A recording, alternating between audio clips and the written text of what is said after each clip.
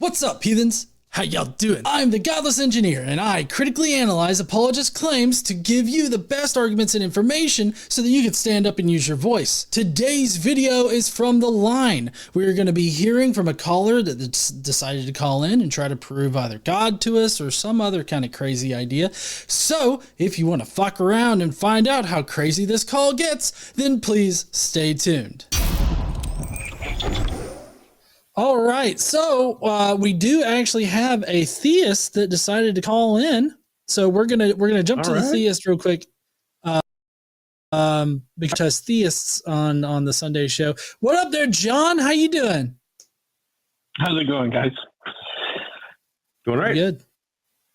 Good. Just remember, I'm calling over a thread of a small thing you said just to throw you guys a theist bone. So just keep that in mind. So be nice. Okay. I love theist bones. There you go.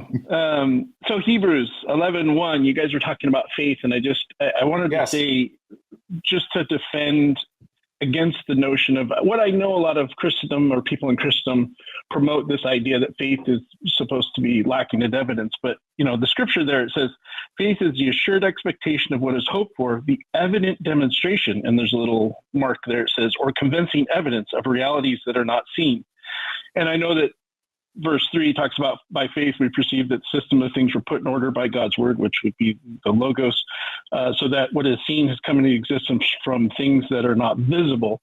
I don't know if you guys find that inherently objectionable, but then I would say that the whole scripture there in Hebrews then ties in people of faith who actually spoke to God, or if you believe the narrative, obviously. So it wasn't a matter of having faith in God's existence or faith without evidence. They had faith that enacted them to do things. And they had the assured expectation that God would be with them. So I think that a lot of times people use this term of faith to denote a belief in something, when in reality the Bible doesn't really, a belief in the expectation, but not a belief in, you know, some invisible God that there's no reason would you say believe would you say, John, that the version of faith that you're talking about is synonymous with trust? Trust, that's an interesting word. I suppose, yeah, I could see that point. That's just something a lot of theists, when they point to Hebrews 11, they a lot of say, well, this is meaning to say that the kind of faith that I mean is trust. And what they're saying, they want to say that faith in Hebrews 11 is justified belief, right? It's not unjustified belief. Would you agree that there are other places in the Bible where one could, where an honest believing Christian could interpret the way faith is used to mean belief in the absence of evidence? So do you believe that there are passages on either side of this question? You know, I guess there could be. I mean, I've actually specifically been looking for some, as it would relate to the idea of having unjustified belief. Yeah. Right. Well, can I I just want to ask, what did Jesus say about this particular topic, about needing evidence or having or requiring evidence in order to believe in his sacrifice and to be a Christian? What can you think of any scriptures? He said, well, because he was providing evidence then, right? If you were sitting there in the crowds, and assuming the narrative is true, he was sitting there, you know, healing people, raising people from the dead. That was providing some sort of, for the day, somewhat empirical evidence of him being real. But he did say, happy are those that would in fact believe these things and not have to rely on these signs and miracles. Yep, he did say something to that. Right, like Thomas, right? Like the line you said to Thomas. Yeah, exactly. Yep, I agree. Yep. Okay, so I mean, I'm just kind of I'm curious. Because normally a lot of theists like to prioritize what Jesus supposedly actually said about things. They normally prioritize that over, you know, maybe some other things that are part of the theology. Mm-hmm. And so I'm just kind of curious as to, how do you reconcile what Jesus says about needing evidence versus this claim about Hebrews 1 stating that, well, faith is when you have evidence and you're convinced of it? I think that, obviously I would say that, the Gospels and some of what Paul wrote was designed to supplement evidence that what Jesus did and recorded. And I know that's highly debatable. I'm understanding your point that you'd say in turn that didn't happen and wasn't real.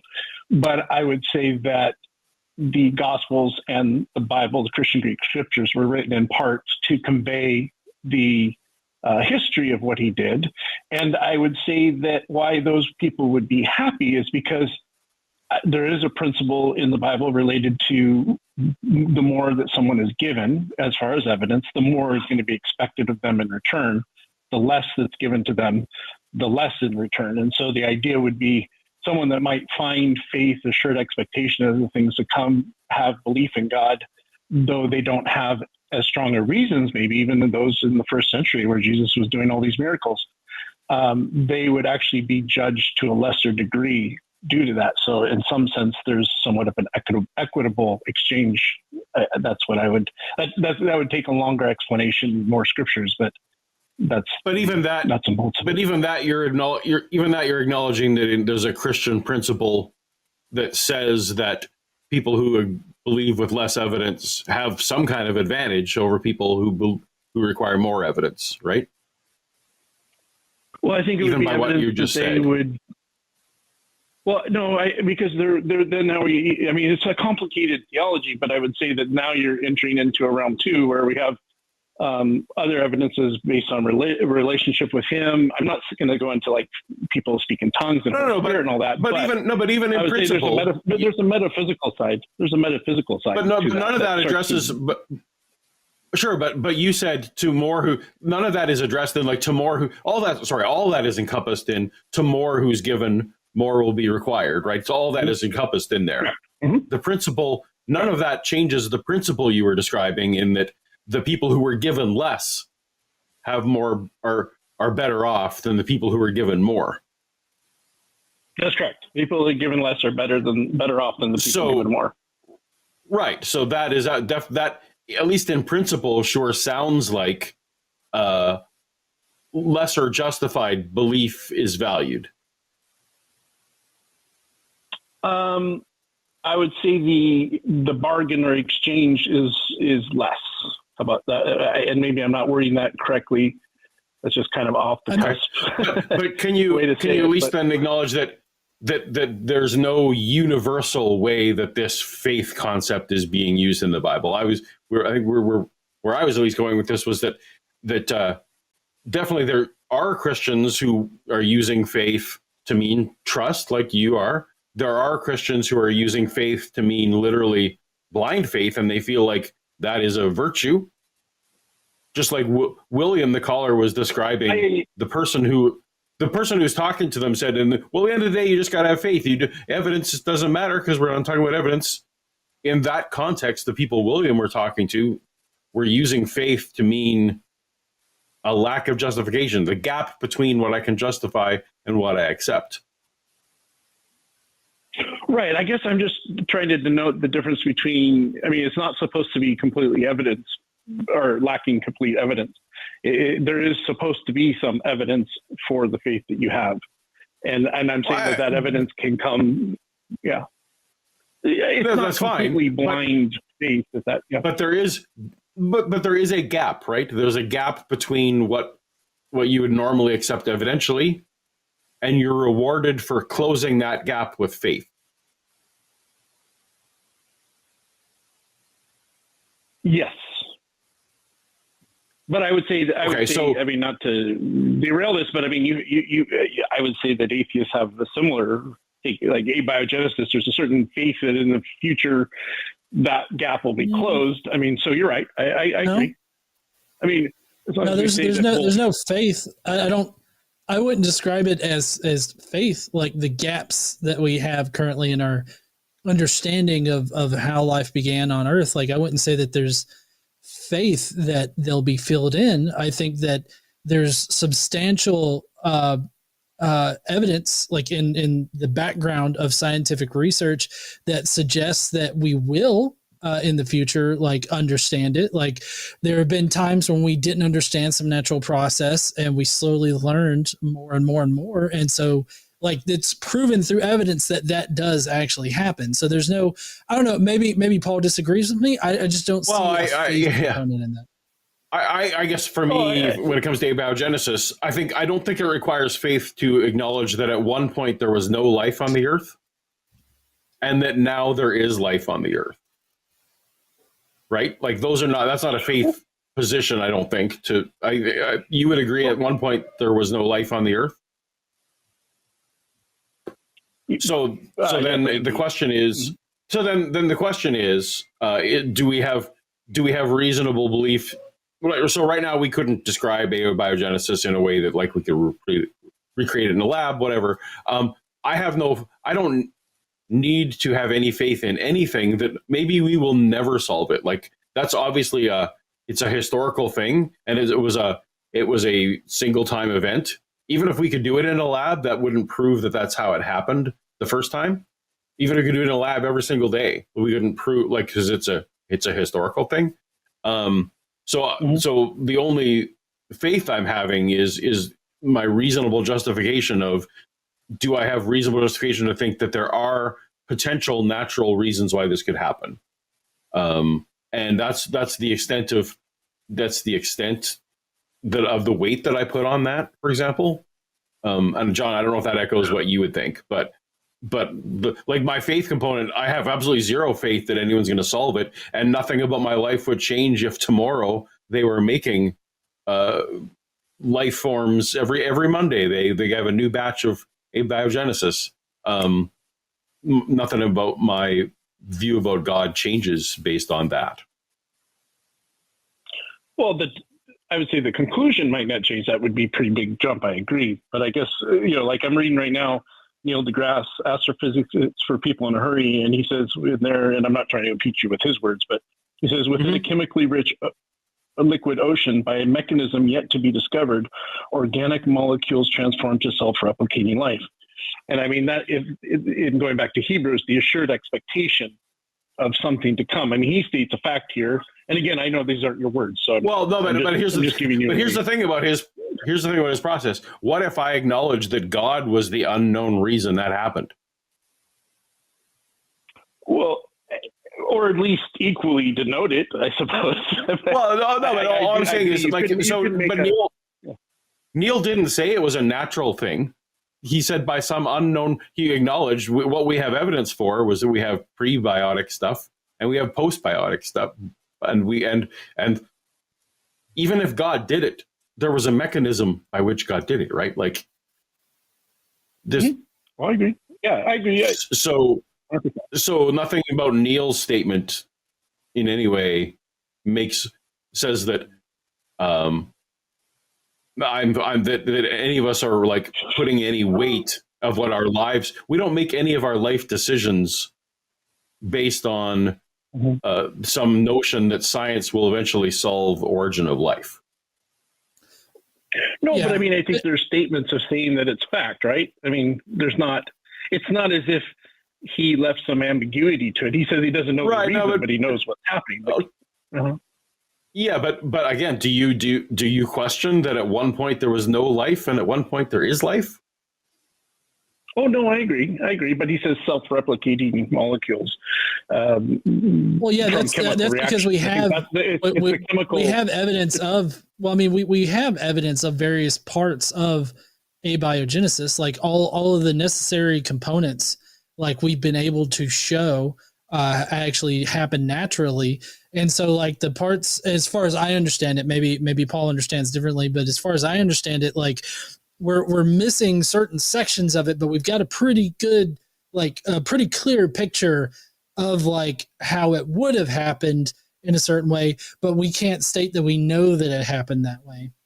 But the fact is that we know that it can happen naturally. No, I wouldn't go that far. I would say that the problem exists we have to put the cart before the horse, and that's where Dawkins talks about the selfish gene. But then Anyhow, there's all sorts. I would say that there's a sequencing problem with the DNA and all that, and what has to come before different parts. No, but still, you understand. But in general, I think. But again, we're Neil deGrasse Tyson at no point said any of the things that are required. He just said we know that self-replicating molecules exist in a world without life, and we now have life. What are the dots that connect? Even if God did it, then God is the. Go ahead. Yeah, well, it's the part where he said the chemical part. That's right. By organic molecules, let's see, within the chemically rich liquid oceans, molecules transition to self-replicating life. Right, right. Let me ask this. Yeah. Let me ask this real quick. Can you name a process that exists now for which the only explanation for said process is God? The only explanation, I can't do that. I have things I feel, but I have no way to convey some argument that you would accept. Okay. Well, I mean, it doesn't matter what, like, I don't know whether or not I would accept it is important. What I'm trying to get across to you is that if we take a look at the explanation for how life began here on Earth, what you're proposing is that there's a distinction between either God did it or some natural process happened. And regardless of whether or not we know the full process, it's still going to be like a question between God did it, which to me, in my mind, just equates to magic, but either God did it or it was a natural process that happens naturally that we can explain. And if we don't have any examples whatsoever of a natural process being explained better by adding God to it, then why should we think that the beginning of life needed God in the first place?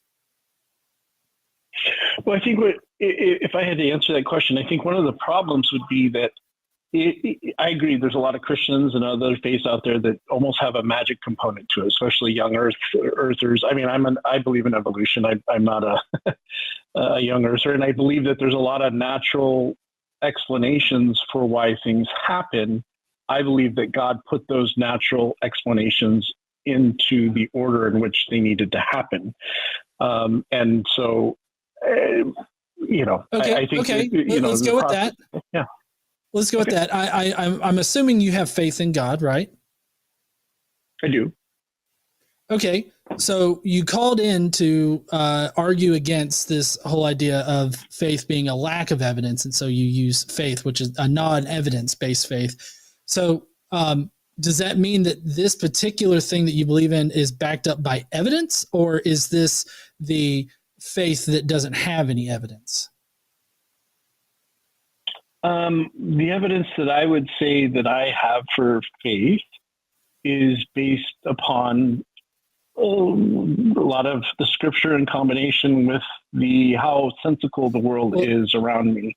I know that's very generic, but I guess I was specifically talking about how about your statement about God, establishing these natural processes and all that. What kind of evidence do you have to support your faith in God being the reason for those natural processes?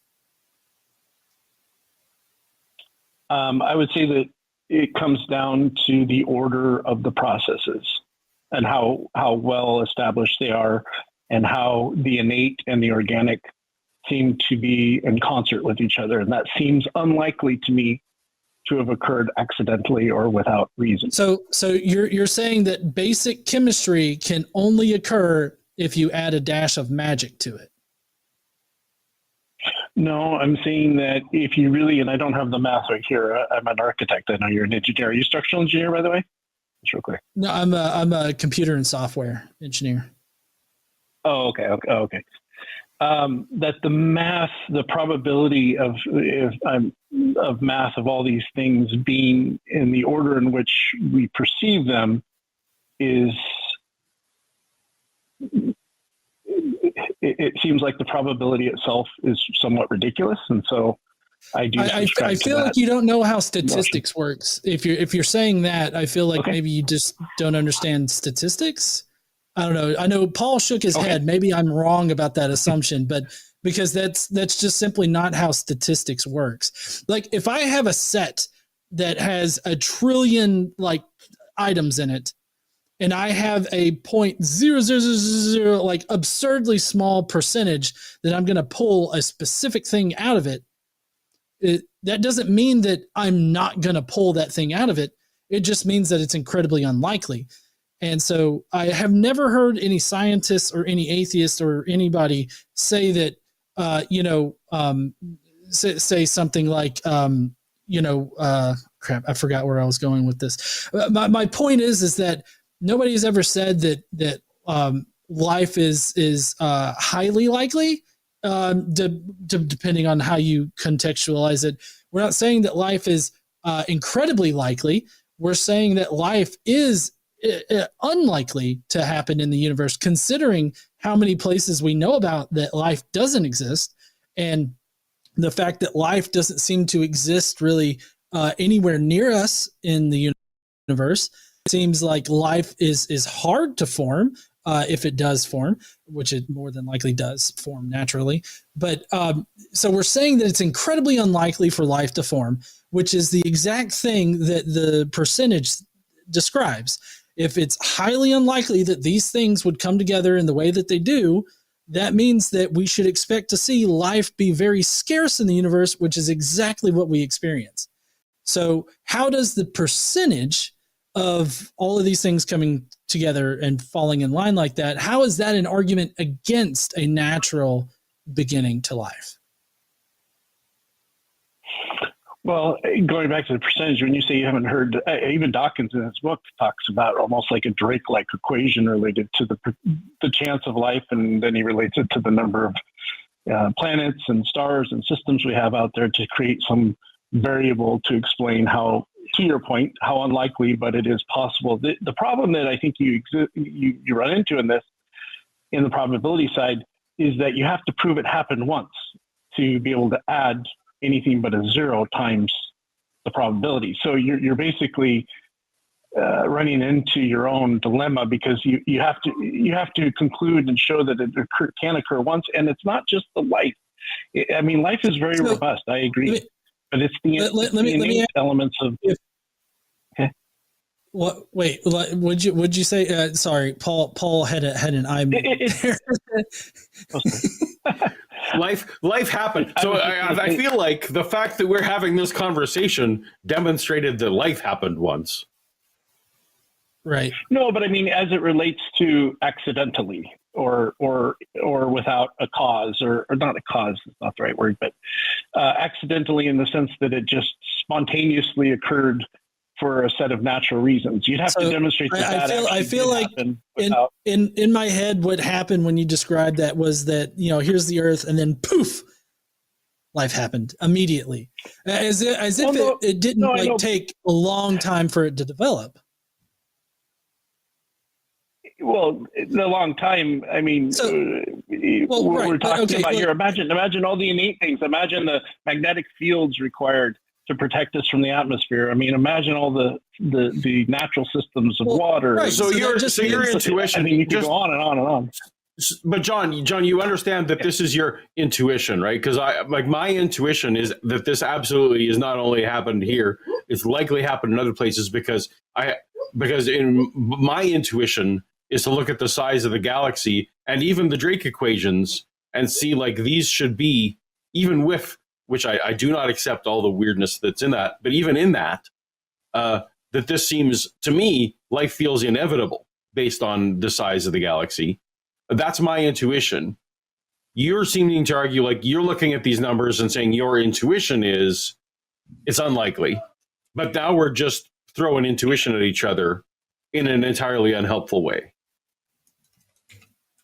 Well, I'm trying to answer it from the form you mentioned, Romans 1:20 earlier, and I'm trying to answer it from the standpoint of a first century person on this earth having to answer that question of why it would be inexcusable. And so there is a bit of intuition, but I would say that intuition translates into layers of probability as it relates to, like, I mean, starting from, the constants of the universe down to all the innate aspects that we need for life. You have to demonstrate for me, like, you have to demonstrate to me, no one's demonstrated that the universe could be otherwise, right? Like, so again, there's this notion that we are, I don't know any cosmologists that have posit that there ever was nothing.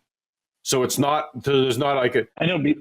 If there was something, that something has properties. And if that something has properties, we don't know that any of these others that are fine-tuned could be otherwise. Now, maybe they could be, but it would be impossible for you to demonstrate, given that the only universe we can observe is one. So I'm going to be like incredibly unimpressed by this notion that, well, the gravitational constant is this way. Well, it's like, well, could it have been otherwise? Maybe not.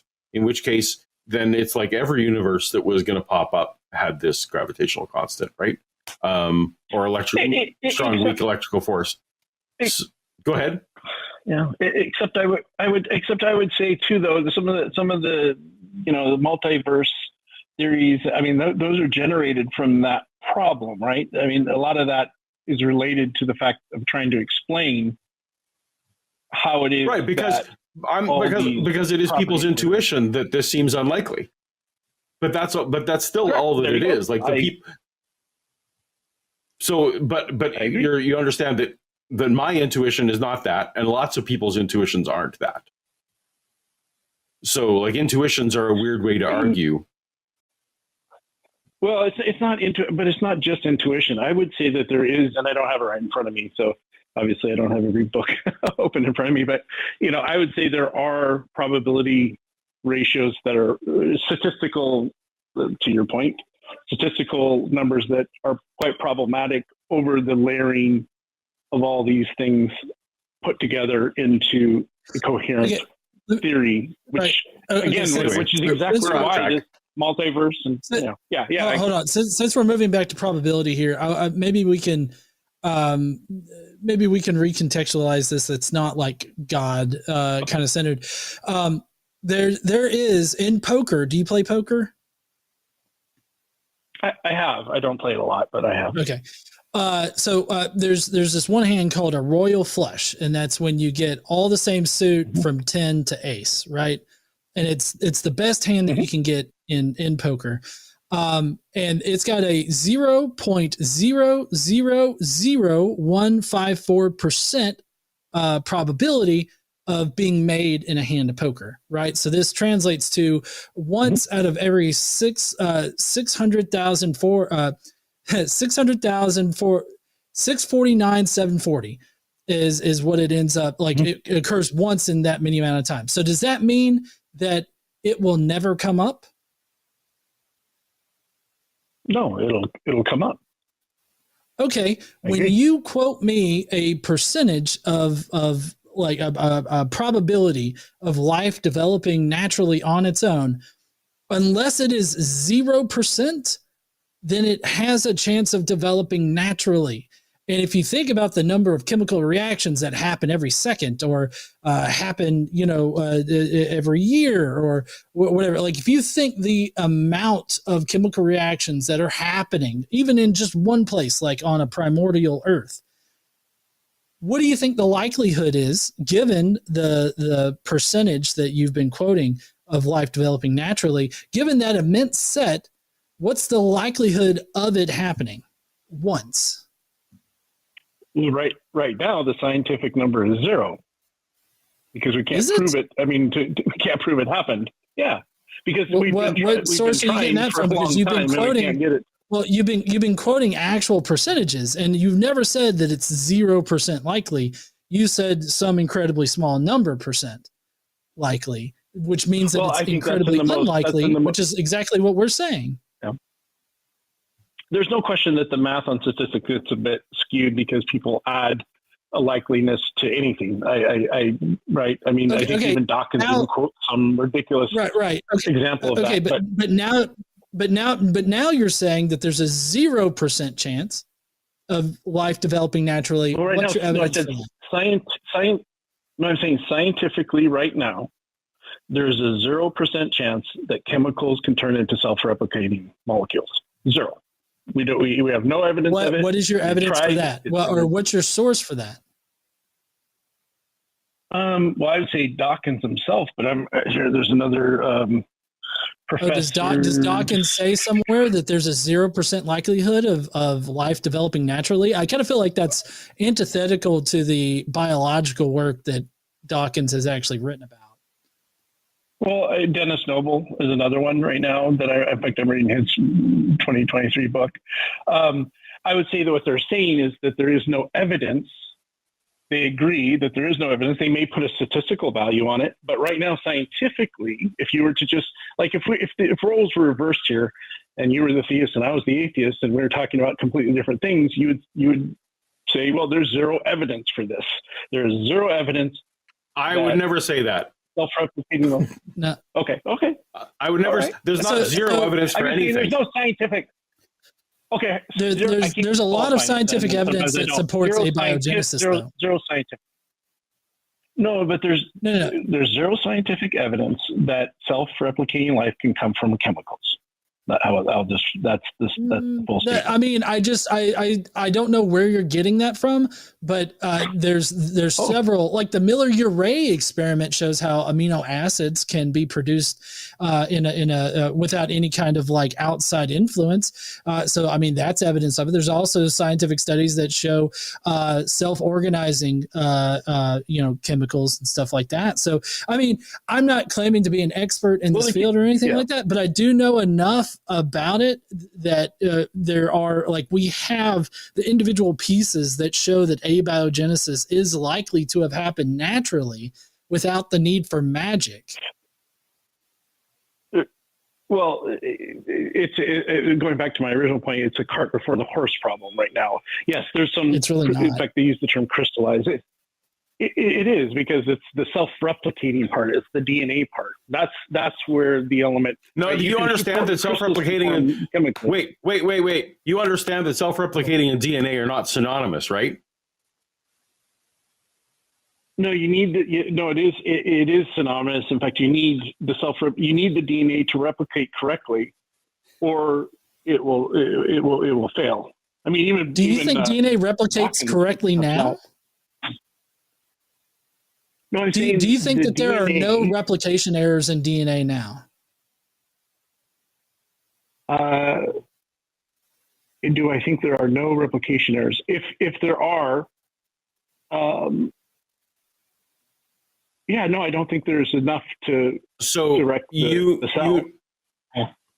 I would like for you to go research RNA.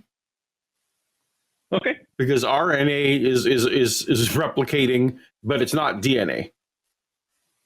So we don't have really. John and I. You should definitely call in when Forrest or somebody's on. But there definitely is replicating, like those replicating chemical processes that scientists are calling replicating. That maybe if you are assuming that what Neil deGrasse Tyson was saying was that it goes straight to DNA, then I get understand what you're thinking the disconnect is.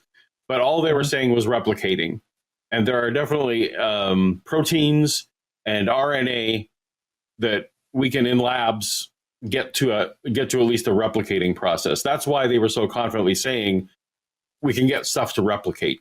But no one. I'm hoping you weren't reading that anyone was saying that life jumped, that they went straight to DNA, because not the claim on the table. Okay. And then, when it comes to all those other constants, again, you'd have to demonstrate that an alternate universe is even possible, for me to care about those numbers. But I wonder if we can wind this all back the way to faith. So I was actually saying, like, even if we're showing abiogenesis in the lab every Monday, we're making new life forms every Monday. That's just a thing that we suddenly live in a world that people are doing that. I don't think Christianity would stop, and I don't think atheism would stop. Like, it's not a linchpin. Because I know a lot of theists that would just say, well, now we've shown one possible way God did it. Like that's all, and that's what just keeps happening, right? Like so, they used to think that thunder was caused by gods. Well, now we understand that it's not. But now, every Christian would say, well, yeah, that's how God makes thunder. Like that's the natural process that we understand now. So it's not the same. I think it would affect the personalized aspect of God, right? I mean, there would be a little bit of a hit there. Why? I know Christians now who think that the God absolutely wound up the singularity, whatever that means, in an exact precise way, and that actually shows better evidence of design, that he was able to wind up a singularity that would get that outcome he wanted, rather than constantly intervening. Like that God, the God who can do it in one shot, is actually the better God than the God who has to keep stepping in. Oh, well, now you're on water. I guess I should make you stand upright. Like some people do think that God intervened with evolution at certain key steps. But there are definitely theists who think that it was all one shot and God was smart enough to wind the clock in exactly the right way. So again, I don't honestly believe that it would affect even that personal nature or even the specialness of it. Right? I mean, like even if we were right. Yeah, even Darwin was not an atheist, right? So I mean, he right. So believed like Cambrian explosion and all that. Back to our other calls, like I don't think that answering these questions from science has never destroyed Christianity or any other religion before. So I don't know why this one would, and I also don't know why, weirdly, that you are wanting to. I want to rewind back to like why you were conflating that John and I are kind of in this place where it seems like maybe one day like that a natural process seems plausible, but that doesn't actually affect the theist question.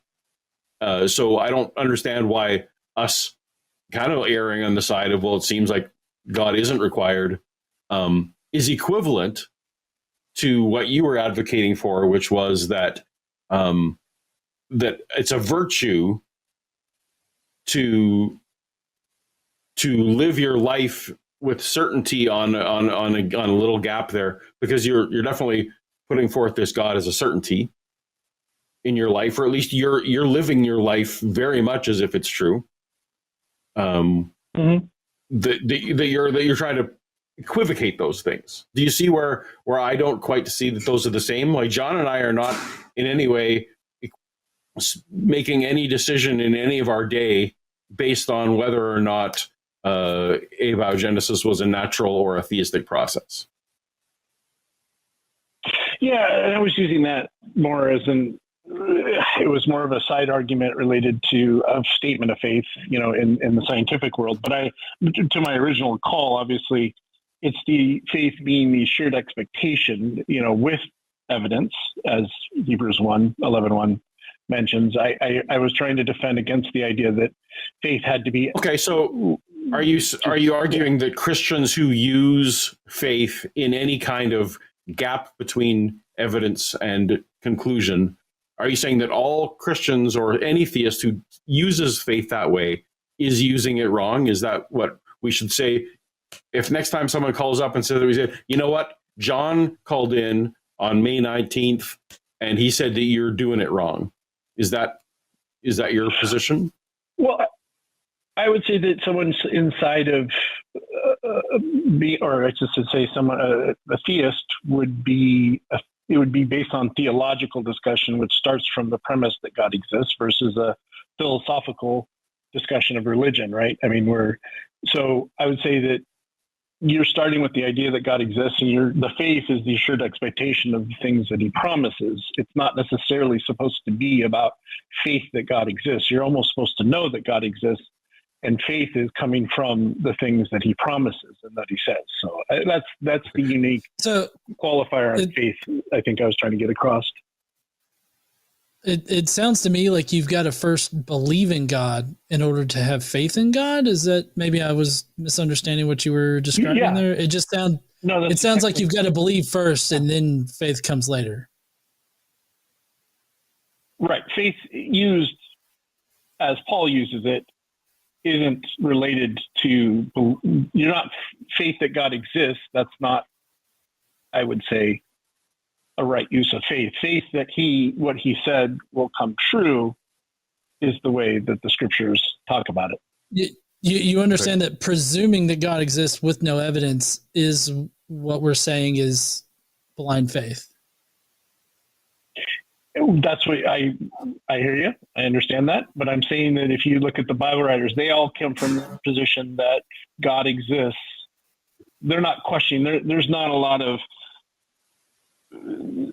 chapters in the Bible, pontificating whether or not there is a God or not, right? I mean, it all starts from the source that he exists and then goes from there. Okay. So it doesn't. I'm now actually more confused about what your call was supposed to be about, because you're sounding a little bit presuppositionalist almost, right? Right now you're willing to say I absolutely beg the question that you're placing your God there first, and you're also saying that the gospel writers did that. Is a Christian correct or incorrect? My question was going to be: is a Christian incorrect or by using faith that way? But it seems like you're just saying that when it comes down to it, that's what you're doing as well. Am I wrong? Are we wrong? Are we crazy? Well, no, or maybe I didn't understand. I mean, or we're talking past each other perhaps, but I called in specifically related to the idea that faith, there was no evidence required for faith. And my point is that biblically, evidence is tied in with the definition of what faith needs to be. Okay, but the confusing part would be... But you would agree that there are people in the world who use the word faith to say, I accept a conclusion that has no evidence. Like that there are just people walking around. Yes, I do. Saying that faith is their reason. Okay. So, and I'm saying now, am I allowed to now say to everyone who calls in with that, every Christian, say, no, John on May 19th called in and said that you're using faith wrong? Well, I read... Are we allowed to say that? Exactly what faith... Well, I'm not the authority here, but I'm saying that there's a scripture here that I read that is the definition that Paul used for faith. Mm-hmm. So I guess if, as a qualifier to that, if the person believes that what Paul wrote is true, then I suppose there would be evidence that they might be using faith incorrectly pursuant to his view of faith. Okay.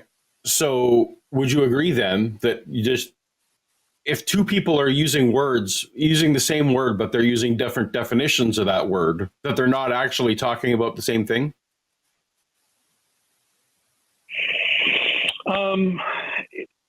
I think that it could get confusing as you use scripture in concert with the term faith, not using it correctly. But I agree that... No, I mean any word in general, just any word in the world. Yeah. Like, so let's say I am using the word red to indicate a color, mm-hmm. and you're using the word red to indicate that you looked at words and understood them in the past. Those are both, we can say that, weirdly, that was maybe a bad example because they're spelled differently, but there's different words where you can conflate the meaning, right? Like that's just a weird thing about language. But that ultimately they're not describing the same thing. So when we are addressing someone like the caller William, who was dealing with people who absolutely were just saying that faith to me means X, means this blind faith with no evidence, we're still we're justified then to point out that is a bad epistemology, right? Like we don't have to reference them to John on May 19th as saying, well, there's a different way to define that word. That's irrelevant because they're expressing. Okay, but this would be more similar. Let's say we had a contract or a report or some paper and it was using the word, and inside that paper or that contract, there's the definition of the word specifically noted so that to avoid that confusion. I guess what I would say in turn, I'm referencing Hebrews 1:1-3, that specifically states what faith is and that should be the guidance or the point at which a Christian, at least, should use the term because it's explicitly okay. So stated this is what why it I'm means. saying we're not going out. John and I, as atheists, aren't going out and telling people what their definition of faith should be. They call us, Right. they talk to us, and we say, "What definition of faith do you use?" And we will go by it. Notice that neither John or I on this call told you that you're using faith wrong. True. We're saying, hey, Correct. you go ahead and define when you're talking about faith, what do you mean? But in the earlier call with William, the person was self-identifying faith as a whole different thing. So I don't know why John and I are supposed to be the Christian police when a Christian is self-identifying using faith in one way, that it's our job to tell them that they should be using faith a different way. It seems like this is an in-house thing that maybe the Christians should get together on and figure it out. I agree. Okay. I agree with you. Everything you're saying is very logical. All right. Yeah, I agree 100%. Because all we can do is when we ask someone what they mean by faith and they say, that means I don't need evidence to accept this. Well, then we just have to work with what they're giving us. Nope, I agree. And keep in mind, I was looking for a reason to call in. I was just trying to find some reason. Oh, well, to perfect. Now, so let me ask, did you enjoy this conversation? I did a lot. I did a lot. Okay. In fact, All right. Well, I I'll hope that probably we listen were. to it again I'll listen to it again just to make sure that what I said was mostly right. Hopefully I didn't say too many errors. So well, I'm sure I did. what I want you to do now is you go look up RNA and definitely call in. Okay. And if we were wrong about RNA, even if John and I aren't on, you can say, well, Paul and John said that RNA did this and they were wrong because X, Y, and Z. And I can't wait for that call. So please do that, especially if there you go. If one of the scientists is, well, we have scientists on the channel who are very active. I'd love to hear that. And sorry, John, I monopolized the end of that one. No, have a good night, guys. I appreciate the time. Yeah. Thank you so much, John, for calling in. Thank you. Absolutely. I'm sorry, I got a rant mode. No, that's fine. I went back and I looked at Hebrews 11, 1 through 3. And I mean, there's a lot of different versions of it, but like, I don't know. I don't know which version he was reading, but it doesn't seem like, to me, it just reinforces the whole, faith without evidence thing. So actually, no, you're right. We didn't let him, I jumped ahead because to my own Christian rationalization of this chapter. Because the way I rationalized it as a Christian was, yes, verse 1 says assurance of what we do not see. But then the whole rest of the chapter is basically a summary of the Old Testament. And I think that if you want to be the most generous about saying, well, yes, you shouldn't read a single Bible verse. You should read passages, right? Because Bible verses didn't exist when they were writing this. I get why, as a Christian, you want to say, well, all these other verses rationalize, give examples of a different kind of faith than what is expressed in verse 1. So how do you reconcile that? To me, that's just one of these weird things. Like, your book is broken because it's saying two things right side by side. So, but yeah, I don't know. Like, I see, like, apparently the KJV, NLT, CSV, NASB use proof and evidence, but the ESV uses conviction of things not seen, which I don't know if that's too much different than evidence, but it just, I don't know. It seems like a weird hair to split on these things. Okay. We do have one last caller that wants to talk about morality. So we're going to try to take this quick and hopefully not keep Arden up too late. Well, heathens, that's going to be it for this call today. If you want more of this kind of content, you can hit up the links down in the description to go and subscribe to the line here on YouTube. We're always producing great live content where we take callers from people. We're also adding new shows all the time. So please go down there, subscribe to the line so that you can get more of this kind of content. I'm not sure if this was 20 seconds or anything like that, but yada, yada, yada. Jimmy, go fuck yourself.